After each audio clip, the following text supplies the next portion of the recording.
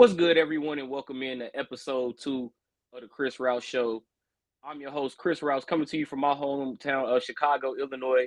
Remember, just recently started my own show talking about sports or whatever. It's the Chris Rouse Show. I talk about whatever I want.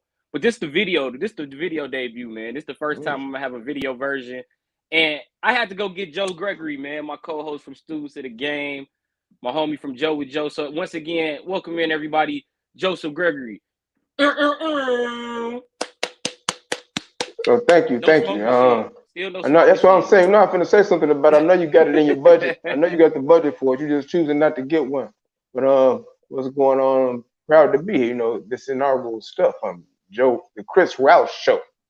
Yeah, man. This is your show, so I just sit back. I might have to bring me some wings next time. You're gonna say, it's early enough for wings. Second day of the tournament, I should have bought me some wings and some blue cheese or something.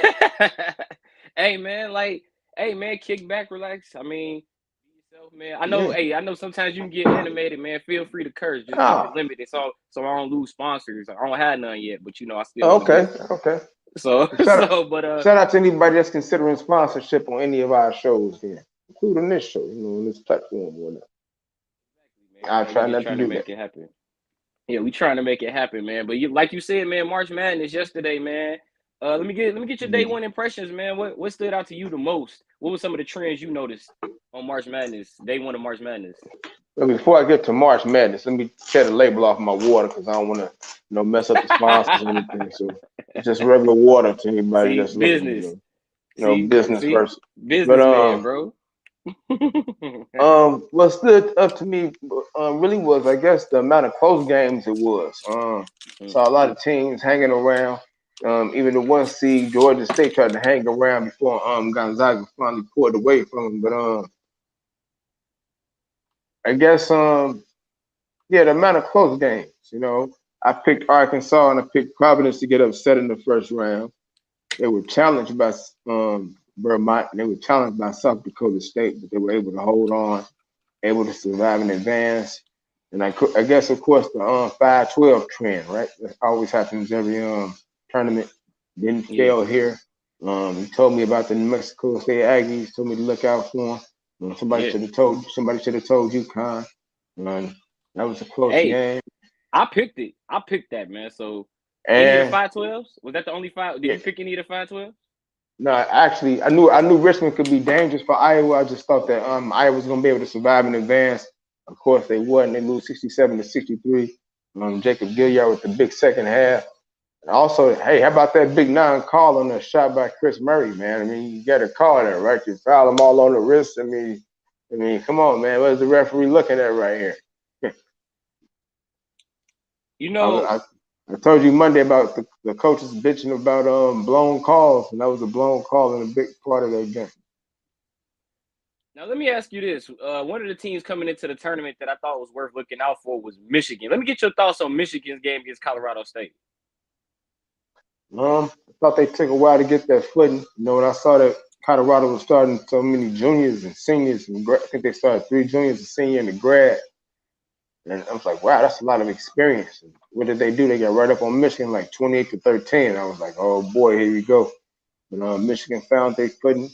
Got down to around about 7 points at halftime, and it really just came out in the second half. Freddie Collins, man, he put on a real display, man. Really led them back, led the charge.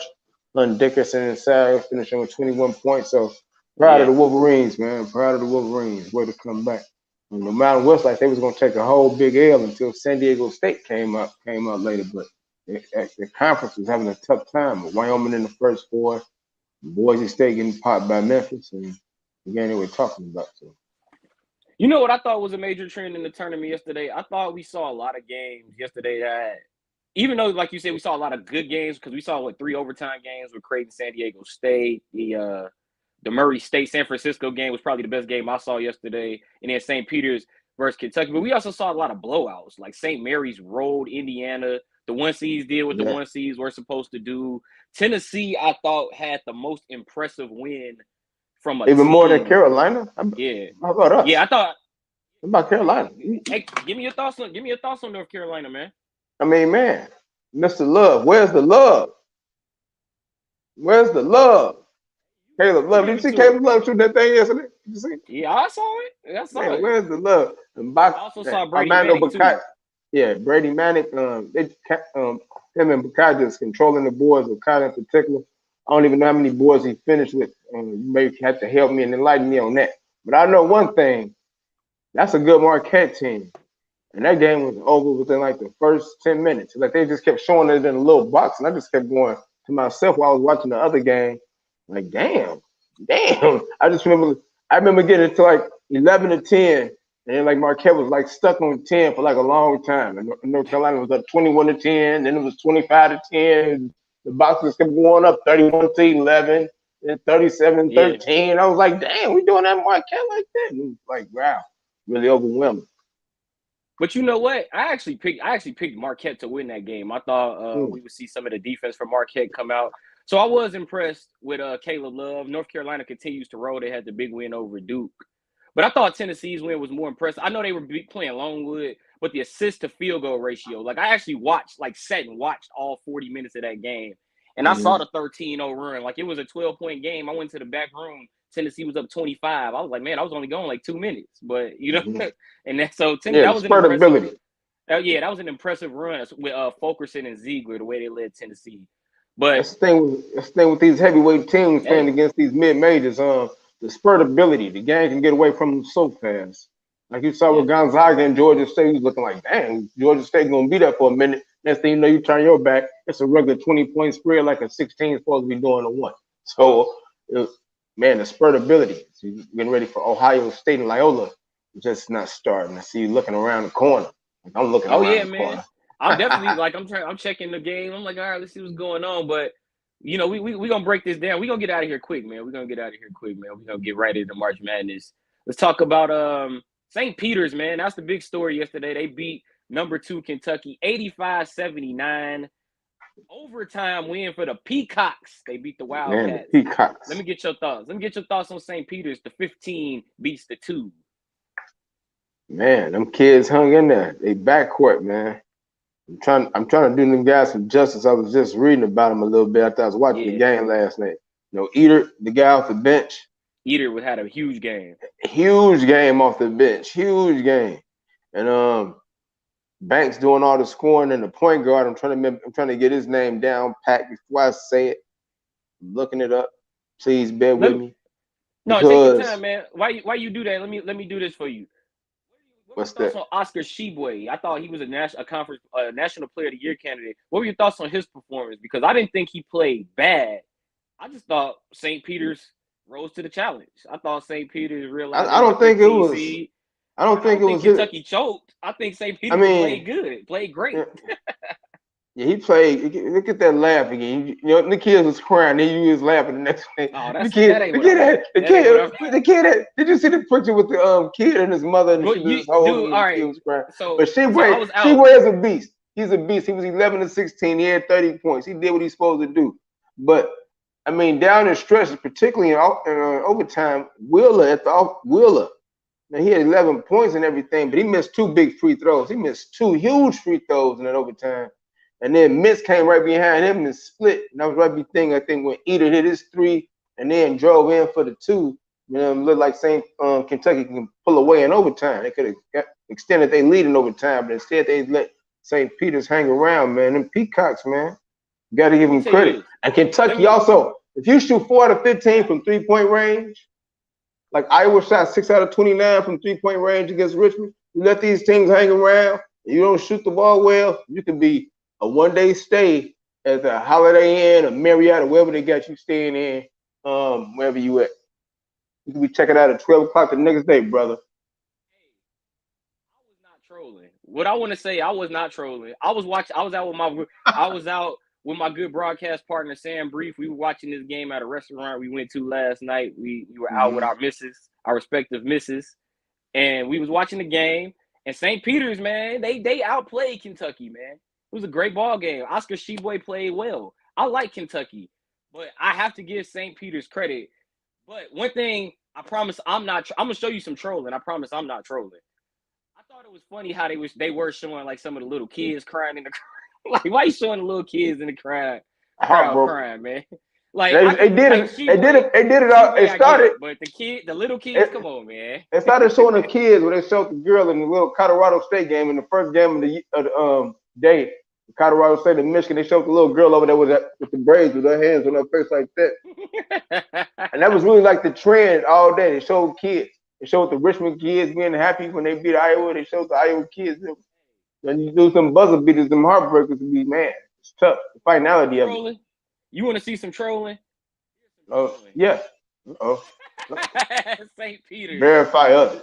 The St. Peter's tweet after they beat Kentucky yesterday. Shut up. Added Twitter and they Peacocks. said, "Verify us."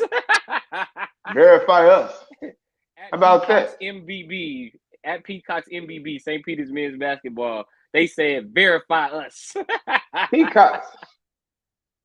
You know, Oh man, more famous than the NBC Peacock right now is the St. Peter's Peacock. You know, flip the bracket.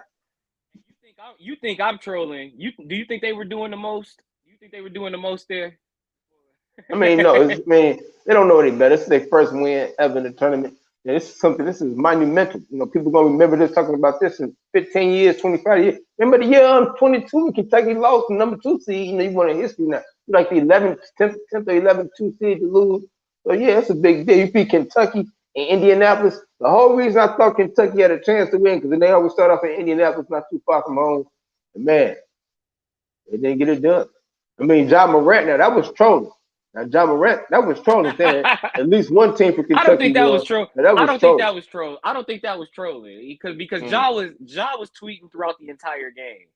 So I don't think he was like Ja was like throughout the game, because he was even like, this game is lit, but we need to get this win. He was a Murray State, you know, he was a homer. Yeah. He was in homer mode. I don't blame him for that. He said at least one team from Kentucky. He was like that. Hey.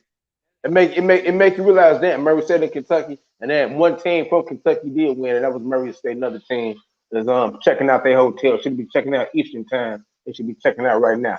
Getting close to 12 o'clock. We gotta go.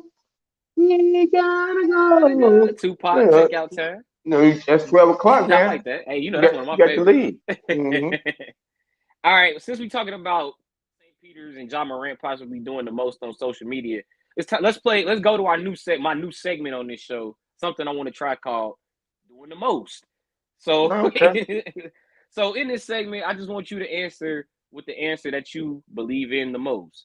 First question on doing the most: which day one upset winner is most likely to reach the Sweet 16? Michigan, Richmond, also New Mexico State, and St. Peter's. Of those four, Richmond.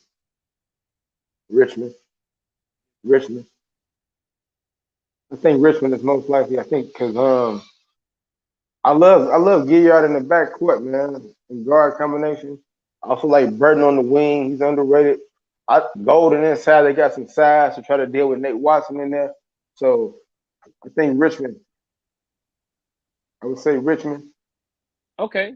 You know what? I'm gonna say New Mexico State because I figured you would. You know, no, not just because I saw them in person. Even though that win yesterday was pretty good against UConn, and I ain't gonna lie, me and Sam were cheering. We were cheering for New Mexico State because, you know, we'd be like, Chicago State be the tournament team. You know, we can do that,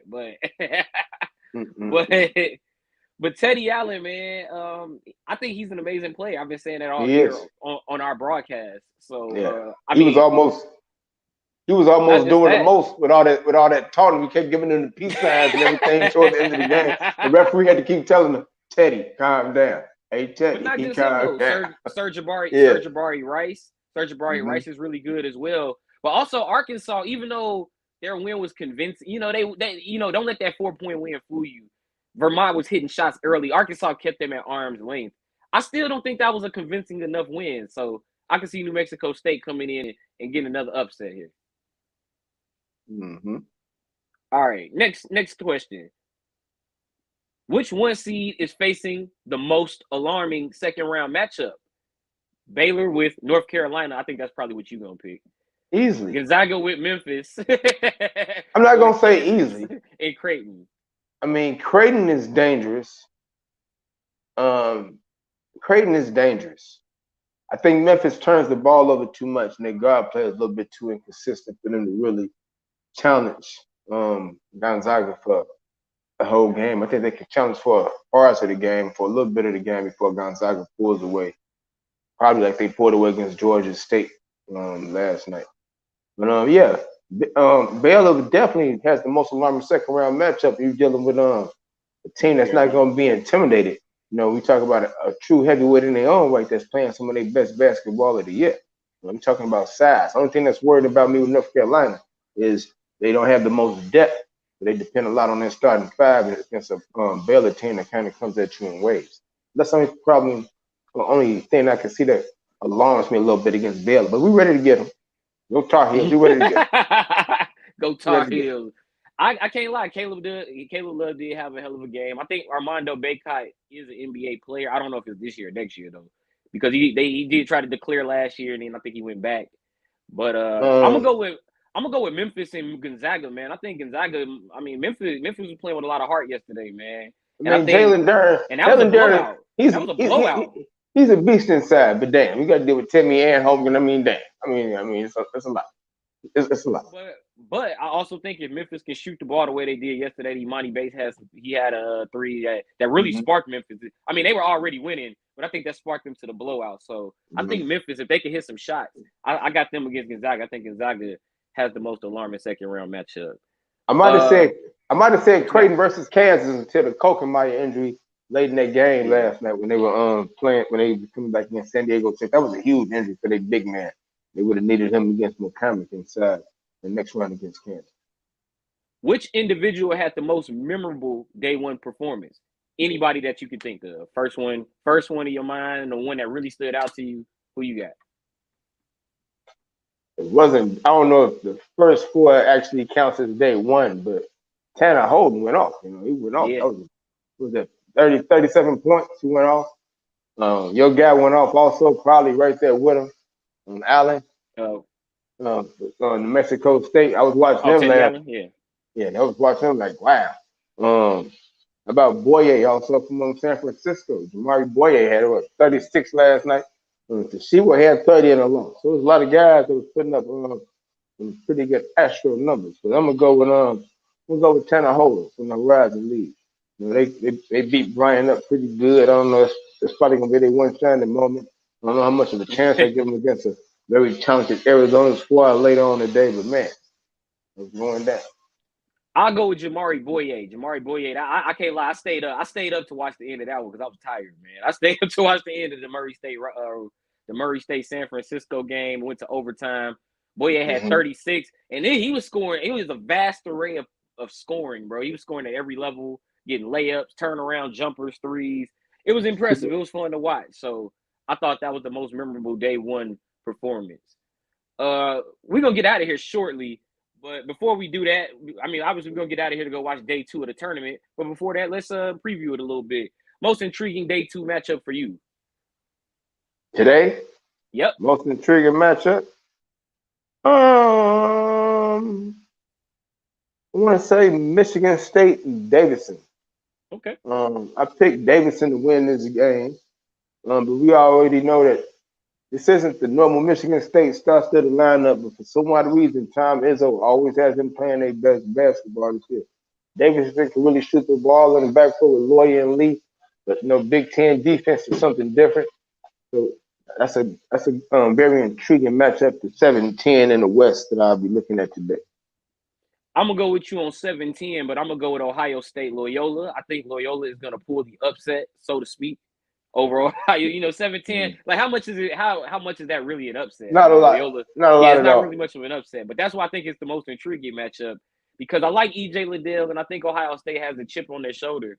But Loyola is really good, and then also they have something to prove getting ready to go into the A10 next season. So I think Loyola is going to have another run. Also, they got the kid Williamson has been playing really well this season. So I got them getting past Ohio State. Oh, another one. I was glad you mentioned Tanner Holden earlier. State, Arizona. I think that could be a really interesting game, man. If Tanner Holden can get to 25 and maybe they can knock some shots down. They got Grant Basile. Maybe they can be the number 16's last stand. That's the whole thing. That's another one of these teams with the multiple bigs When you get these teams with multiple bigs, it's pretty tough in the realm of college basketball. As long as they get solid guard play, I mean, I think they can give Arizona a run for a little while, but Arizona's pretty tough in that backcourt too. Who's gonna stop Mathurin? Yeah. Possible national player of the year, Benedict Mathurin. Which team competing on day 2 is under the most pressure? Hey, it's a lot of them out there, man. You got Duke with Coach K's last season, Illinois trying to get that choker stink off of them. LSU after their coach getting fired. Which team do you think is competing under the most pressure? That's probably who I would say. Probably LSU. LSU probably slightly over Alabama, staying in the SEC, but yeah, LSU with the whole Will Wade situation. Your coach being fired right during the middle of the tournament, and you probably had that kind of cloud over the program with the allegations and the investigation into the wrongdoings over the past few years. Now he gets fired right at tournament time. You get an assistant coach who's been there all along, but it's going to be a different voice and different decisions being made as far as rotations and game management stuff. So, and then you got to face a tough Iowa State team. Probably a little underrated. With a tough schedule that they got to play in the Big 12. So that's going to be pretty tough for LSU. Good inside-out game with Iowa State with Isaiah Brockington and George Condit IV. They could be a real problem. I actually picked them to beat LSU in that 11-6 matchup. Me too. I think Duke will be the team competing under the most pressure throughout the entire tournament. Honestly. Because, I mean, it's Coach K's last season. But I'm going to give you my final – well, one, I picked Duke anyway to win my whole thing. But I'm going to go with Illinois because I picked them to go to the Final Four. I think they're the team competing under the most pressure. I talked about them competing – like, you're trying to get that choker stink off of, from last year, losing to Loyola, also the loss in the Big Ten tournament. They haven't had their full assortment of players. I think – and then on top of that, a lot of people are picking Chattanooga. I mean, on the selection show, that was literally with Seth Davis. The first thing out his mouth, I got Chattanooga going to Sweet 16. So – I think Illinois, obviously, right behind Duke, who will have it the most, competing with the most pressure. And to piggyback on your Duke thought, think about the Duke game under pressure so far.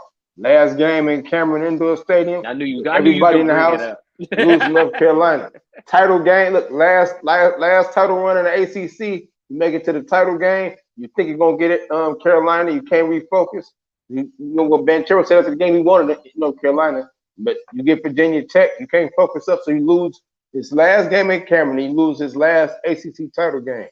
And now, whenever there's a run by the other team, you're going to have an announcer on the side saying, is these Coach K's last 10 minutes? Is this the last 5 minutes of Coach K's career? Is this the last 3 minutes of a great era coming to an end? You're going to be getting that every game, unless you're coming down with it. You be thinking that, though. You be thinking that. I mean, what all great announcers not going to be thinking about that if they're not coaching K. Look at this. They're in the second round trying to take on Davidson or whatever. Bob McKillop is the person that ended Coach K's reign. That's the whole thing. You can be the team that knock out Coach K. They better be on their best behavior. Let me ask you this then. This is the last doing the most. There are going to be 9 teams, 12 seed and lower, competing today. Do you think Cal State Fullerton is the team most likely to bust brackets today? Because that's who I got winning it all is Duke. The most likely team to bust brackets today? Mm-hmm. So you got to be a 12 seed or lower? Mm-hmm. It have to be a 12 seed. That make it a little different. Yeah, that makes. I mean, you can pick up 12-5. You can pick UAB or something. Pick UAB or something. How about Colgate? Okay. Over Wisconsin? And Milwaukee at that. Colgate. All right. So you picking them to beat Wisconsin basically in a home game. I didn't pick St. Peter's yesterday, so I'm just throwing. I'm just throwing one in the dark. How busted is your bracket off of that? How far did you have Kentucky going? I had them Sweet 16 to Purdue. Yeah, I had them losing to Purdue. I had Kentucky losing to Purdue. Hey, so you didn't lose out too bad. I know Sam. He was telling me that he had them going to the Final Four. That's tough. Oh, that's tough. That's tough. Well, hey, Sam. But as long as you still got the champion, dog. As long as you still got the champion, bro. I tell Sam one thing he has in common with Kentucky. They were both brief. The stay was brief. Don't do that, G. Yeah, don't do that. Very brief. They tried to make it a little long with the overtime, but yeah, it was over with. Couldn't beat the Hey, the funny Peacocks. thing, we be doing that on TV too. That's I know why I'm y'all. like, I know. I bet y'all.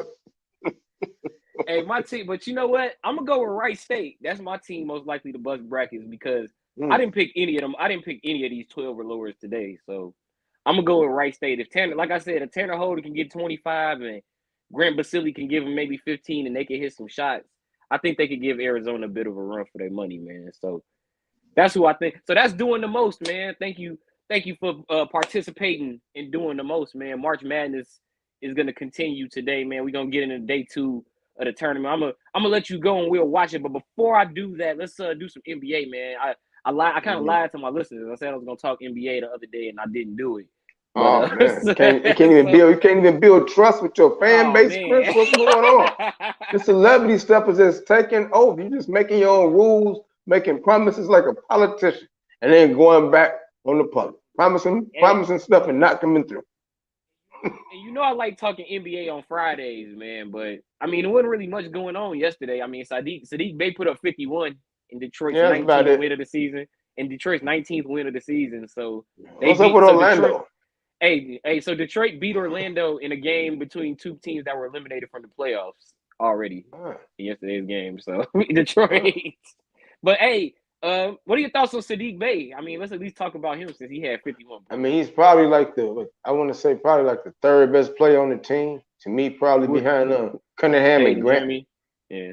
And he's able to put up 51. I mean, he got hot. He made 10 threes last night. So he 10 out of 14 from 3-point range. Had to get to the free throw line a little bit, and he got hot. Now, I don't know what's going on with Orlando's defense. Now, they give it up to everybody, I guess. Giving up consecutive 50-point games against people. I mean, what's going on with that? They're the worst team in the league. I mean, who do they I play mean, next? I mean, I need to I'm get just on. saying, I need to get on Orlando. FanDuel and see who they play next. I mean, dang, just You bet ain't right, dude. extra point. I don't do that. I am right. You ain't giving it up like that. Man, you giving it up, man. You Yeah, know giving what? it up. I don't want to. You know what? Let me say something positive about Orlando. I like Cole Anthony. I I was gonna say, I like thought you Cole said you were gonna Anthony. like Disney. I thought you were gonna like Disneyland. No, Go ahead. I like Cole Anthony, man. I think Cole Anthony is really good. I thought earlier in the year he had a chance to be most improved player, but not so much with Orlando being the worst team in the league. They play OKC next, so I mean, if you got Josh Giddey, go ahead, bro. Shea Gilgeous-Alexander is hurt, right? I believe so, but like I said, go with Josh Giddey, man. Hey, yeah, I might do that. I might. Yeah, so for Orlando, by the way, to your point, 134 against Detroit, 150 to Brooklyn, 116 to Philly. That's not that bad. Hey, but they beat Minnesota. They only lost 3 in a row. Yeah, yeah. A lot of stuff sandwiched in between that 3 in a row. A lot of stuff. They got a lot of you know, 18, 18 and 53. Yes. What Pretty could bad. turn this Orlando franchise around, dude? Because let's be real, that roster is oddly built with all those bigs, with like Wendell, Carter, Mobile. It's like they got Cleveland, but it's not Cleveland. I mean, you got a lot of young people. They need Markel Fultz, they need some type of veteran to build around. You got a lot of people Wagner. here about 24 and 25 under. You say Wagner, you got Fultz, you got Carter, you got Bamba, you got Suggs, you got Anthony, you got a lot of guards. Who the point guard of the future on this team? You know who they remind me of? They remind me of those trust the Yeah, process Sixers teams. Like yeah, right Rouse. before. Remember those right before the trust the process Sixers teams where they would win like eight or 9 games, and it was like everybody on this team is 25 or younger. Like, of course they losing. Yeah, man, it's just a very, very young team. It's a talented team. You got Hampton, but they need some direction. So I think they need a couple of veterans on this team. But who wants to go to Orlando? Yeah. I mean, the weather's great, but are you going to compete for anything? Probably not. You know, but who wants to go? Like I said, who wants to go to Orlando? Hey man, It's just a team that's going to be rebuilding for I don't know how many years. you're not the only Don't you're get not the it. only person you're not the only person who shares that sentiment. I remember watching the shop last year. LeBron said they asked LeBron, so nobody's going to Orlando. He was like, nobody's going to Orlando. So, Exactly, he's right. and He might go. I even said that I agree with him. He might go in a couple of years if Bronny like he got a chance going there. And he's just like, you know what? I just want to be where the weather nice. And I know Bronny ain't gonna get picked by Miami. tough for Detroit, man. They got Cade Cunningham. They got Jeremy Grant. Killian Hayes has been out. They got Yeah, Sadiq Bey. baby. That's a solid three. That's a solid 3-and-D guy. So And that's a solid. I mean, that should be the three players. If I was Detroit, that I'd be trying to build around until next year. They had a lot of injuries. Cunningham started off kind of slow because he was injured with the ankle, and they had Jeremy Grant missed time with the wrist. But you're really starting to see that team really starting to play together now. And they've lost some games against some top-notch talent. They lost to they lost to Boston, basically the same way they lost to the Bulls about 10 days ago. Leading the game for about 3 quarters, then not being able to finish. So you're starting to see Cunningham and Grant play off each other a little bit more with Bay added to that process. With Bagley also now being the stretch four, like he's going to get a nice look at now heading this lineup. So I think it's basically for them next year. They got a few pieces there, but it's really going to be, I think they're a little bit further along than Orlando because of the star power and versatility probably of a guy like Cunningham. All right, and lastly, in the NBA talk, this injury really changed the landscape of the playoffs and also NBA MVP award. Stephen Curry of the Golden State Warriors out indefinitely, foot sprain. Yesterday, reports came out from the Warriors that they are optimistic that he could be back in time for the playoffs, but he will miss the remainder of the regular season. And with Stephen Curry out, what does this do? One, the Golden State Warriors moving forward. Two, MVP race. I mean, he wasn't my. It was your MVP. That's them people's opinions. That's Chris Rouse's opinion. That's this man's views. Yeah, that's that man's views. Those views is not shared by everybody on the Chris Rouse show. But yeah, man, that's gonna be tough for Golden State. This is why I got you on my first video show, man. I mean, you got Golden State right now in the 3-hole right now. They trying to hold up Utah to 3.5 games in front of Utah. I mean, first of all, how far do they fall in the standings? And two, if Steph Curry is out for the rest of the regular season, I mean, how long do it take him to get acclimated and get back up to playoff speed with no games ready to get ready for the playoffs? He's gonna miss about 14 games. In Golden State, 47-23, they got 12 games left. So you say he's gonna miss the next 12. Who's to say how he comes back for that first round? And you might need him in that first round, depending on how far you fall in the standings. You're number 3 right now. You be playing Denver right now. You picking on Golden State, playing Denver without Steph? Will Steph compromise? Probably not. It depends on the honestly, it depends on if Porter and Murray are back. Yeah, that's a good point. I'm just saying, how they're constructed right now, because Wiseman is supposed to be coming back. We haven't seen him come back yet. He's playing. He's playing in the G League. He had 15 and 7 the other day in the G League against the Agua Caliente Clippers of Ontario. I would not pick Golden State to beat Denver without Steph Curry. Okay. They might win a game. Might could win 2. Jordan Poole's has been playing great. Klay Thompson, but we're talking about Steph Curry. You're not about Chef Curry. Chef Curry. Chef freaking Curry. Hey, you said that was my MVP pick, and you're right. You damn right. That's been my MVP pick all year. But I think with him out, he missed these final 2 weeks of the season. I think you can see Embiid. I think it's going to be Embiid. If Steph doesn't play again the rest of the year, I think it'll go to Joel Embiid. The reason why I say that is because Golden State has been without Draymond Green, and they've been without Klay. But I thought with Klay out, Steph had, and Andrew Wiggins was an all-star this year. I know that had a lot more to do with fan vote, but he also, he looked good playing next to Steph. Otto Porter looks much better playing next to Steph Curry. All of these guys, they look great playing next to Steph Curry. That's why he's been my MVP all year. But if he doesn't play the rest of the season, I see it going to Joel Embiid. For the Warriors, without Steph, I think, honestly, 3.5 games left with about, 15 left, I can see them holding Utah off. I can see them hold the Jazz off. But if they don't, I don't see them falling any further than 4. So at worst, you'll see them going up against maybe Dallas or Denver in the first round. I think they could beat Denver. If they get Wiseman, I think they could beat Denver with maybe, if not beat them, give them 6 or 7 games. It just depends on if Jamal Murray and Michael Porter Jr. are there. But I think Golden State, I trust Golden State more against Denver than I would against maybe a Dallas or maybe against a Utah. Yeah, I would get Denver. I would against Denver. I'd probably give them about 6 with Wiseman. You say 6 with Wiseman? I mean, they can go to 6. Pick Denver in 6. I would. And Wiseman, he's still trying to get his game timing down. I saw his G League games. He's still getting his game timing down. But he looked good. He had 15 to 7 the other day. He was getting to the basket. He was blocking shots. So that's what you want to see if you're Golden State. I thought that was a good look. I thought that was a good look for the Warriors. But I mean, the real reason why I wanted to bring the MVP conversation up with Steph Curry is because also, man, I just want to open it up a little bit, man. Where some of these other guys fit in your MVP talk? Ja Morant, Nikola Jokic. I know you said Embiid is your pick, but DeMar DeRozan. What about some of those guys? I mean, Jokic would be right behind Embiid for me. I don't know how much he gained on him the other day. They both played pretty well. Denver did come out with the win in Philadelphia. Just because you said without Murray and without Porter Jr., man, those guys can really score the ball, but he's still finding a way to put up 8 assists a game as the best rebounder and the best scorer on that team.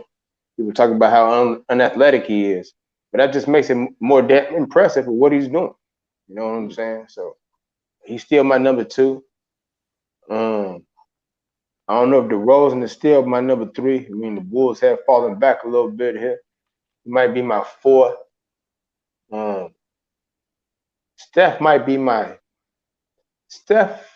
Man, you got Steph down the ladder. Steph down. I don't have him down the ladder. I mean, I think Steph would probably be my 4 or 3 because of the way DeRozan is falling off. But it's such a fluid situation.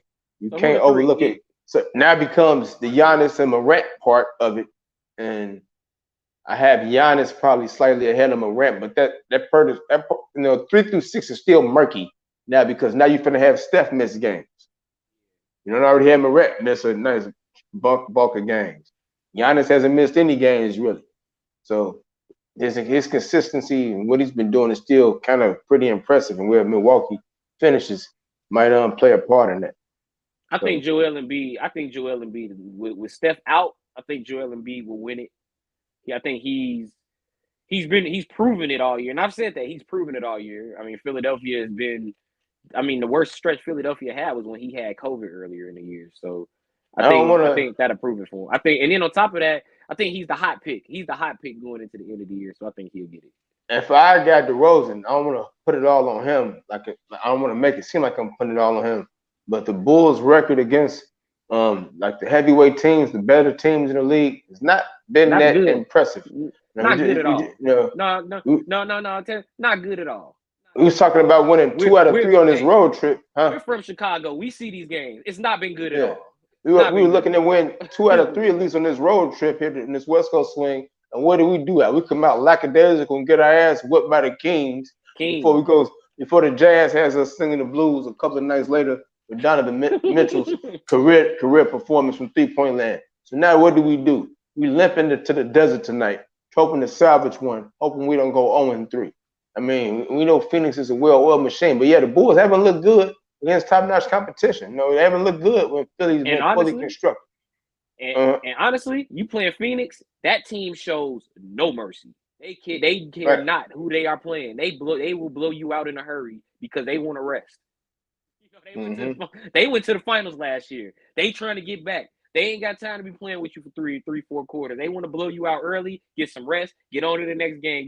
They want to blow you out early, get those guys at the back of the bench some valuable in-game minutes so they can be ready for the playoffs, and then get on to the next game. So you have to play.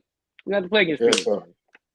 Man, so not saying it's all on him, but that's going to fall at some of the feet of DeMar DeRozan when I start thinking about MVP talk. No, I think that's a fair assessment. I agree with you in the fact that I don't think it's all on him because obviously the injuries, but also the Bulls defense has been really bad all year. It's been optional. It's been really optional this year. But you know what the thing about that is with the Bulls? When they win, it looks good because it's a fast-breaking brand of basketball. They're hitting threes. The fun is back at the Madhouse on Madison. It's all of that. But when they lose, it's like, damn, bro, you gave up 131 and 140 and like it's like damn, dude. It's time to start beating some people, man. I mean, don't go beat New Orleans by 15. Have me feeling all good because everybody because DeMar got 30 and Zach got 30 and Kobe shot this and got 20 and then stink it up and you got to play Utah and Phoenix and Milwaukee and good teams and shit. Feed Vucevic, man. He was playing great against Detroit. That game they played at Detroit recently where they were just giving him the ball inside. Feed Vucevic a little bit more. Like, look, man, I understand, man, you don't want to get guys hurt and, you gotta develop to him on the inside because that's what you're going to see in the playoffs. You're going to see Joel Embiid. You're going to see Giannis. You're going to see some of those guys on Boston who are physical. It's going to be a tough playoffs, man. This is going to be a fun Eastern Conference. And, like, I really want to see the Bulls develop their interior a little bit more in these last few games. Anyway, I'm going to let you have your final thoughts. Go ahead. My final thoughts is, man, everybody just continue to enjoy the madness, continue to enjoy the hysteria, which is March Madness. Man, it's a roller coaster ride of emotions. I was happy that Michigan and North Carolina get through.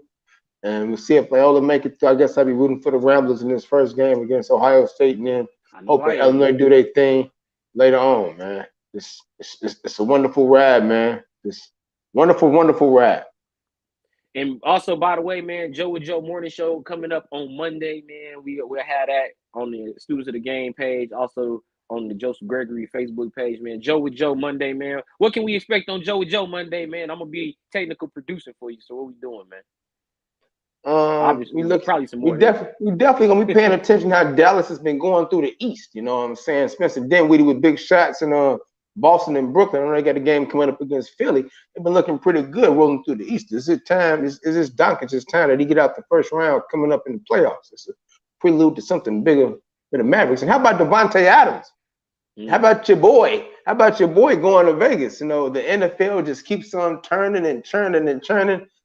I know Rob, the reflex right now is on cloud 9, so I don't know where he at. But Chandler Jones, you got Chandler Jones and Devontae Adams in a week in the AFC West, like it's gonna be cracking. And of course, we're gonna be talking about who's making the Sweet 16 and who bracket is really busted. You know what I'm saying?